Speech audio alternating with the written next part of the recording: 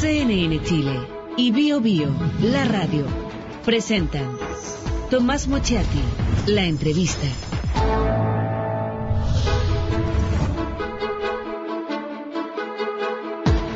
Buenas noches, ¿cómo está? Vamos a hablar de todo hoy, ¿eh? Vamos a hablar del sueldo mínimo, los 205.000 pesos propuestos por el gobierno. Vamos a hablar de lo que está pasando con la previsión. O sea, la gente no va a ganar cuando jubile lo que quiere ganar, o lo que estima que quiere ganar. Dice que las AFP son unos ladrones, que pierden plata y igual cobran la comisión, que no corren riesgo. Vamos a hablar de política, lo que está pasando con los candidatos del gobierno, del oficialismo. Y con la llegada de Michelle Bachelet. Se dice que el 27 de este mes Michelle Bachelet ya está anunciando oficialmente su candidatura presidencial, cosa que ya sabemos. ¿Con quién hablamos de todo esto? Con Evelyn Matei, ministra del Trabajo. ¿Qué tal? Hola Tomás, me gusta saludarte. Oye, ¿es cierto que renuncia, no? Para irse a la campaña, ¿no? No, todavía no se ha hablado del tema. No. Lo habrán pensado. No se ha hablado del tema, no hay ninguna determinación. A mí realmente, tú sabes, lo que vibro siendo ministra del Trabajo, hay una serie de proyectos de ley que me gustaría dejar listos, otros ojalá aprobados. Entonces realmente me dolería mucho dejar antes pero a veces del la fin necesidad tiene cara de hereje. A veces, por eso que yo nunca digo nunca jamás. Ya, pero está la posibilidad. La posibilidad siempre existe, uno nunca puede decir que no, pero no está hablado, no está determinado. La posibilidad existe. Existe la misma posibilidad. Si es que la primaria la gana Goldberg, que la gana Alamán o no. No existe la misma posibilidad. Ya, si gana Alamán no hay ningún. Yo realmente no me iría al comando de él, naturalmente que lo apoyaría, votaría por él, desde la lejanía. Sí, pero de irme al comando de él no tengo esa cercanía con él, no. O sea, hay frialdad todavía. Sí. Sí. O sea, la posibilidad existe solo si gana Goldberg. Sí. Sí, ¿eh? Me van a retar por todo lo que estoy diciendo. ¿Quién es el que reta? Todos retan, porque en realidad... Pero Alamán puede llegar y llamar por teléfono y retar, no. No. Incluso las relaciones ni siquiera están para eso. Para esa conversación. Son frías las relaciones, sí. Fría como el agua del río. ¿Cómo era? Frío como el agua del río. Sí. Por ahí. Sí. Bueno, y entonces, ¿quién va a retar? Los demás ministros. Chadwick, el ministro político. No, los demás ministros. Decían, Evelyn, no, pues todos tenemos que apoyar a todos. Y la verdad es que todos tenemos que apoyar a todos. Pero la verdad es que no es con las mismas ganas, el mismo deseo, la misma pasión. No, pues sí, mire, yo la verdad es que lo he dicho varias veces y no voy a negar lo que he dicho varias veces. Y tampoco estoy haciendo nada en este momento, para apoyar así a Goldberg de manera ¿Por qué eficaz. Con el presidente Sebastián Piñera, con el que tuvo tantas diferencias, y públicas, y todas las conocemos, esas diferencias se limaron y finalmente después pudieron trabajar juntos, y con Alamán nunca lograron un acercamiento? No, sí logramos un acercamiento. Sí, pero no trabajarían juntos. No, duró poco. ¿Qué pasó?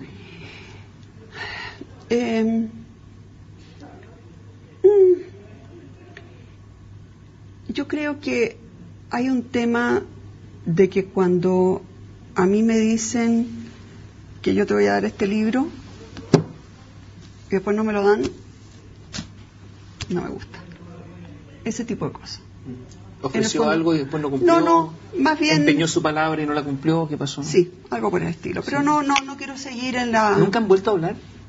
No, si nos saludamos. No, pero de ese tema. El tema que si ese no fue el tema del rompimiento. El tema del rompimiento fue toda la tramitación del proyecto de ley sobre el Transantiago. Ahí se produjo el quiebre. O sea, no tiene nada que ver con problemas de hace 20 o 30 años atrás. No es eso. Es más bien... Y no tiene solución, ¿eh? ¿Sabes lo que pasa? Hay momentos en que uno ya no tiene ganas de acercarse. ¿Falta la confianza? O faltan las ganas, no sé. ¿Pero confianza? ¿Hay confianza? Ya, no me sigas preguntando. Si él llega a ganar las primarias, yo lo voy a apoyar. Pero la verdad es que no me iría a trabajar a su comando. Esa es la única. Bueno, pero el apoyo es como con el voto. Así hay muchas otras formas de apoyar. Sí. Claro. ¿Y es un apoyo sincero? Es un apoyo en que yo realmente creo que un gobierno de la Coalición por el Cambio hace mejor las cosas que un gobierno de la Concertación. Creo que en materia de empleo, en materia de defensa de los derechos de los consumidores, en materia de defensa de los derechos de los trabajadores, en materia de lo que se ha avanzado en educación, en materia de cómo se atiende en salud, en materia de cómo están disminuyendo los índices de delincuencia, de victimización. Yo de verdad creo que nosotros hacemos mucho mejor gobierno. ¿El apoyo a Lawrence Goldborn es un apoyo entonces por descarte, porque a la más no gusta? No, pues Tomás, acuérdate que yo fui una de las primeras en proclamarlo. No me pregunto, porque está la otra posibilidad. Pues. No. ¿Por qué no ha aprendido la campaña de Lawrence Goldborn? Yo diría que no ha aprendido ninguna de las dos. Yo creo que no ha aprendido ninguna de ninguna. No, la de Bachelet está desatada, no sé. Sí, pero eso porque veían de antes y la conocen mucho. Yo creo que realmente fue una muy mala decisión irse en noviembre. Porque mira, ¿quién tomó esa decisión? El que empujó, tengo la impresión, a que se fueran en noviembre fue Andrés Alamant. Pero no tengo. ¿Y tiene no tanta tengo influencia claro. en la moneda como para ¿Sabes lo que sucede? ¿Sabes lo que sucede? Es que en noviembre se venía encima Navidad, se venía encima Año Nuevo, enero vacaciones, febrero está muerto el país. ¿Qué campaña puede prender en esos 4 meses? Era obvio, y lo dije muchas veces. ¿Saben qué más? Lo ideal sería que se fueran en marzo, en abril. El segundo mejor es que se hubieran ido antes de las elecciones municipales. Lejos lo peor era que se fueran en noviembre. Significa que no tienen son ciegos políticamente. Lo que pasa es que cuando ya que se fue uno, realmente el otro no podía quedar tampoco en el gabinete y por lo tanto tuvieron que irse los dos, pero Goldborn no quería irse. Es un tema de negociación política, un tema de acuerdo, un tema de partido. Está bien, cosas que pasan, pero yo creo que realmente irse en noviembre era súper complejo. Cualquier persona que sabe cómo son. ¿Sabes lo que pasa? Después de las elecciones municipales ya la gente no estaba en la política y todavía no está en política. Se va a empezar a... Acuérdate cuándo se lanzó MEO. Eso debe haber sido por abril o mayo. Fue bastante... Yo siempre digo que hoy día las campañas son mucho más cortas que lo que solían ser años atrás. ¿Y no resulta que aquí el problema no es solamente los candidatos, sino que el gobierno que tiene bajo apoyo? No, el gobierno está aumentando su apoyo. No, está aumentando, pero lo tiene bajo. Hoy día no tiene bajo. Si uno lo mide, está en 38, está bien, bajo. Pero muchísimo más alto que la concertación. No, pero el gobierno, estoy hablando del gobierno. El gobierno está aumentando. Sí. Yo creo que a esta altura ya está fácilmente sobre 40. ¿Y Piñera? También él, que está aumentando. Sí, pero es bajo, insistimos. Yo insisto que es bajo. O sea, si uno lo compara con Lagos en el último año, con Michelle Bachelet en el último año, son todos más altos, salvo Frey. Veamos las próximas encuestas. Yo tengo la impresión que lo que se ha estado haciendo, se sembró mucho, y se sembró muy duro. ¿Se prometió mucho? Yo no creo que se haya prometido mucho. Por ejemplo, cuando el entonces candidato, Sebastián Piñera, dijo que iban a crear 1 millón de empleos en 5 años. Salió Escalona diciendo que ese era un ofertón, que eso era imposible. Salieron todos los miembros de la concertación diciendo que eso era imposible. Bueno, en 3 años hemos creado 817. ¿Y cuál es la razón entonces que está tan bajo la encuesta? Yo creo, fíjate que tuvo mucho que ver con el movimiento estudiantil. Y yo creo que cualquier gobierno que hubiese estado...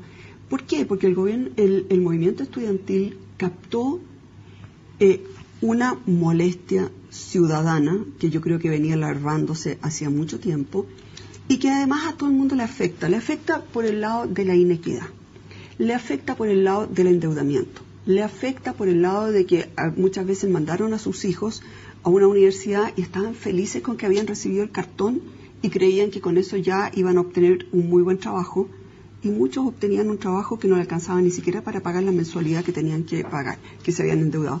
Yo creo que el tema, que en realidad se le vino a este gobierno, pero se le hubiera venido a cualquiera que hubiese estado en ese minuto, tuvo un impacto súper fuerte, porque la gente de verdad, siento, en el tema de educación, ha estado con una frustración inmensa. ¿Influye la falta de empatía del presidente? Yo creo que al presidente lo están empezando a conocer. Él es una persona que no tiene esa simpatía cercana, pero yo creo que la gente, los chilenos, lo van a terminar respetando enormemente. Y al final, el respeto es más estable que la simpatía. Ahora, y el respeto, lo que yo empiezo a escuchar ya a esta altura es, no, si ustedes han hecho un buen gobierno. Eso como que sea, no, si ustedes han hecho un buen gobierno. La gente se da cuenta que en muchas materias distintas hemos hecho realmente un buen gobierno. Y creo que esta es la época de la cosecha. ¿Cuáles son los errores de este gobierno? Los errores... Yo doy uno, A inmediatamente. ver, sí. Por algo, está usted en el gabinete, tuvo que renunciar a una senaturía.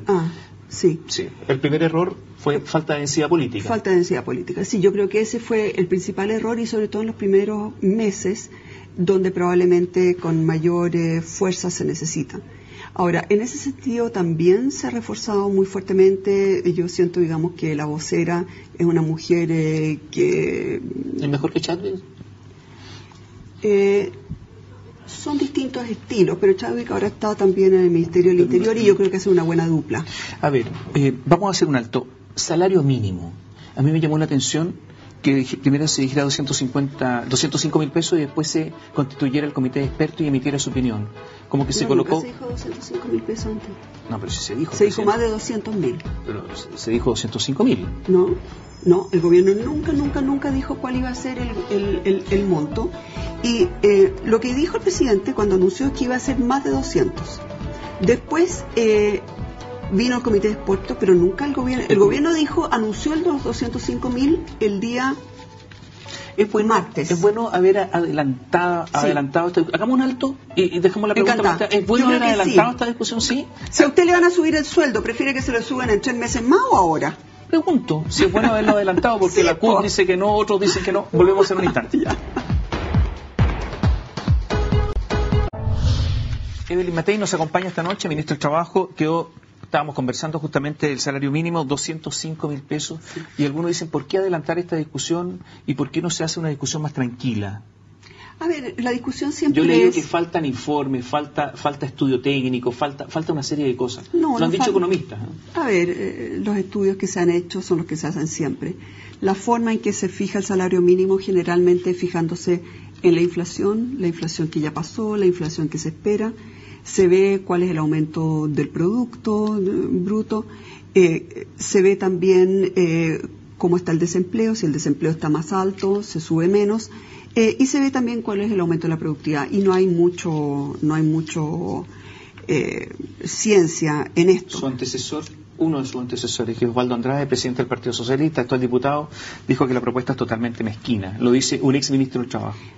La propuesta mezquina nuestra es como el doble del gobierno, de la que hizo el gobierno anterior en general.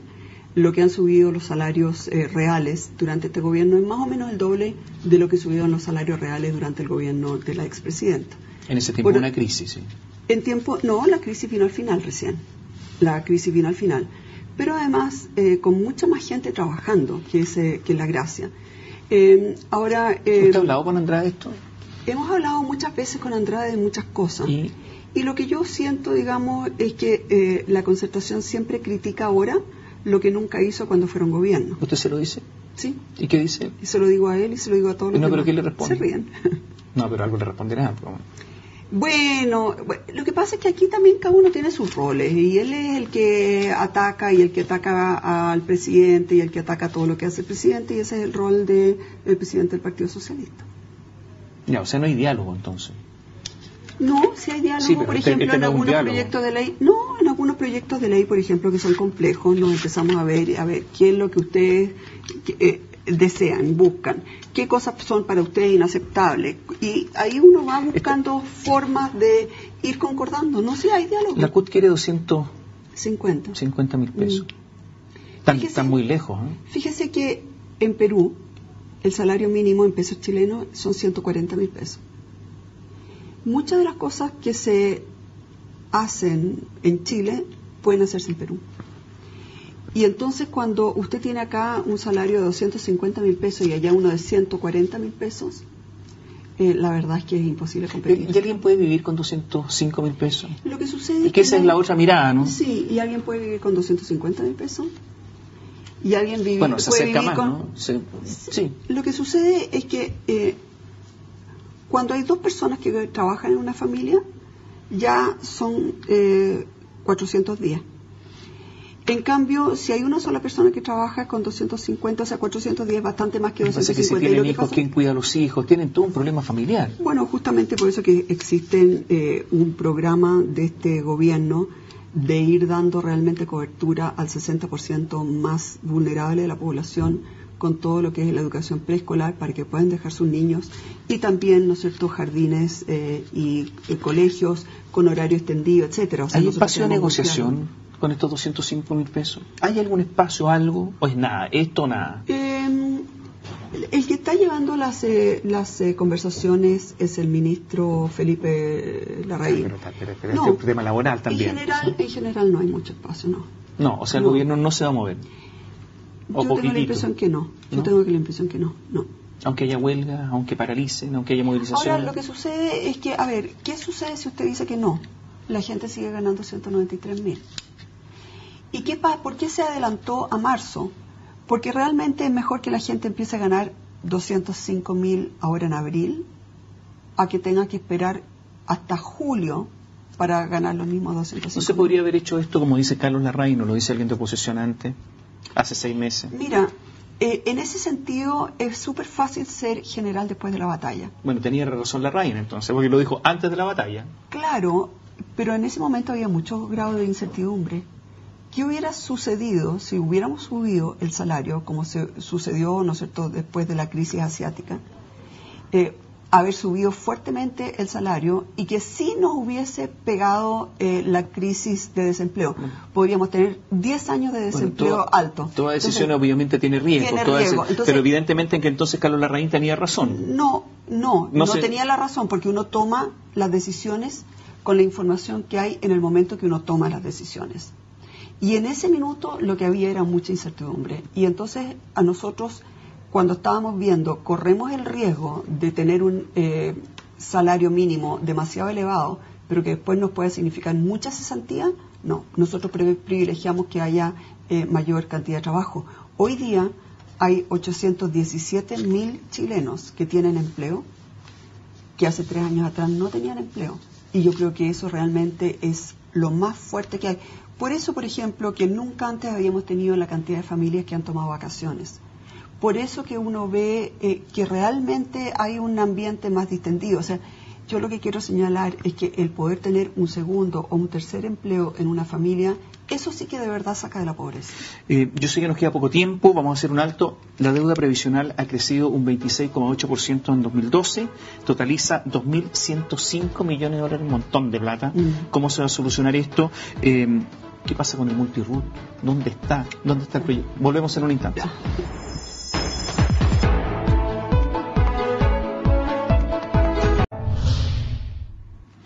Nos queda poco tiempo con la ministra del Trabajo, Evelyn Matei. Algunas cosas rápidamente. Multiroot, ¿qué pasa con eso? El proyecto se está viendo, hay conversaciones en este momento entre la... Súper lento. ¿Por qué tan lento? Es el proyecto más difícil. ¿Pero por qué tanto? ¿Por qué tanto? Porque ¿hay intereses cruzados? ¿Mucha presión? No, sobre cómo se redacta la ley. ¿Pero cómo? La verdad que es difícil, porque si tú la redactas sin cuidado, puede terminar finalmente sucediendo que un juez puede decir, por ejemplo, que la empresa Los Pelambres es el mismo empleador que el Banco de Chile. Entonces, cuando tú eres accionista minoritario del Banco de Chile, ¿por qué vas a asumir las deudas de la minera Los Pelambres? Entonces, ¿Puede ocurrir que termine este gobierno sin ley y por lo tanto sin cumpla una promesa? No, porque ya se votó en general en el Senado. ¿Pero se va a alcanzar a salir? Sí, va a salir. Oye, deuda previsional... O sea, yo de verdad estoy impulsando para que salga. ¿Crece la deuda previsional? No entiendo, en pleno boom económico. No entiendo. A ver, la deuda previsional va a seguir creciendo siempre, porque hay deudas de hace 30 años atrás en que el empleador ya no existe, en que nunca se recuperó la plata y que sigue ganando intereses y reajustes que nunca se van a cobrar. Por lo tanto, no tiene cómo disminuir. ¿Qué estamos haciendo? En primer lugar, estamos creando una división especial en la Dirección del Trabajo, pero cruzando datos con el Instituto de Previsión Social, en que vamos a ir viendo empleador por empleador. ¿Pagó el mes pasado, pagó el mes anterior? Pero y si no paga ahora... Perdona, pero eso no existe. No existe nada, Tomás, no existe nada. La computación no existe. Tomás, este es un clic, un programa. No existe nada. Cuando yo llegué ahí y vi que no existían, que nunca se había hecho una evaluación. O sea, ¿en Chile se puede no pagar y no pasa nada? No. A ver, las AFP tienen 6 meses para recuperar las declaraciones de no pago extrajudicialmente. Ahí se recupera en general el 85% de la deuda, 85% en los primeros 6 meses. A los 6 meses las AFP están obligadas a ir a juicio, pero hay muy pocos juzgados de deuda, de cobranza. De cobranza, claro. Y al cabo del año se recupera un 10% más, o sea, llegamos a un 95%, pero hay un 5% que en este minuto no se recupera nunca. Pero lo que nosotros queremos es que en esos 6 meses que está operando la AFP con cobranza extrajudicial, se meta a la Dirección del Trabajo. ¿Existe la sensación de que las AFP siempre ganan plata? Que pueden invertir más, le va como las reverenda a los afiliados, pero siguen cobrando la comisión como que ellos no corren riesgo. A veces ganan más, a veces ganan menos. Pero que siempre ganan. Pueden perder los afiliados, pero ellos siempre ganan. Hay algunas AFP que han quebrado y han tenido que vender. Bueno, esas las han hecho pésimo. Pero está bien. Y ahora están todas concentradas, así que hay menos competencia. Bueno, es que eso es lo que a mí me complica. Porque cuando yo estaba en la superintendencia de AFP hace 22 años atrás, nosotros nos preocupábamos de que se formaran AFP pequeñas y les dábamos facilidades y habían como 15. ¿Y ahora no? Ahora hay como 5. Bueno, y entonces... Es un buen negocio. Bueno, por eso que, a ver, usted me ha visto cuántas veces salir a decir, mire, la AFP modelo es la más barata. Y lo vuelvo a repetir, con nombre y apellido, cámbiese a la AFP modelo. La AFP modelo es lejos la más barata, la segunda más barata es la AFP Habitat y la más cara es Plan Vital. Y lo digo sin empacho, con nombre y apellido, y hay veces que usted está perdiendo. Mire, ahora por ejemplo, usted podría aumentar en un punto porcentual su salario cambiándose a la AFP más barata, porque se lo cobran de su sueldo. Entonces, cuando estamos hablando de 205.000 pesos, podría llegar a 210.000 pesos más o menos. ¿Hay que aumentar la edad de jubilación? Yo creo que la vamos a tener que aumentar de a poco, ¿sí? Sí. Porque estamos viviendo demasiado. ¿Cuánto? ¿Cuándo? No ahora, no a la gente que está por jubilar, pero yo creo que la vamos a tener que ir aumentando paulatinamente. ¿Hay piso político para eso? Va a tener que haberlo. ¿Por qué la diferencia entre hombres y mujeres para jubilar? No va a poder seguir siendo eso tampoco. ¿Ah, sí? ¿Se van a igualar las mujeres y los hombres? Yo creo que a la larga se van a tener que ir igualando. ¿A la larga o a la corta? No, de a poco. ¿Y por qué estos cambios? Porque estos cambios, cuando usted tiene, imagínese que usted tiene 63 años y tiene todo planificado para, o 59, y tiene todo planificado para jubilarse el próximo año, y de repente le dicen, no, ahora tiene que esperar 5 años más. A lo mejor usted había llegado a un acuerdo con su empleador de que se iba el próximo año, etcétera. Los cambios nunca se hacen de un viaje, nunca de un día para otro. Pero además, creo que vamos a tener que aumentar el porcentaje de cotización. Evelyn, ¿Felipe Cast o Patricio Melero en Santiago Centro? Ah, los dos son amigos. No, pero ¿por quién vota?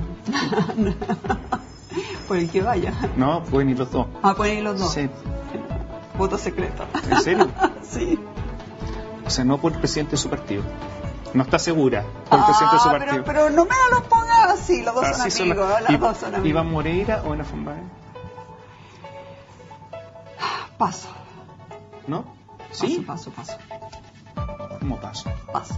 No voy a pronunciarme al respecto. No. Muchas gracias por estar con nosotros esta noche. Que esté bien. Evelyn Matei, ministra del Trabajo, nos acompañó esta noche. Buenas noches, gracias.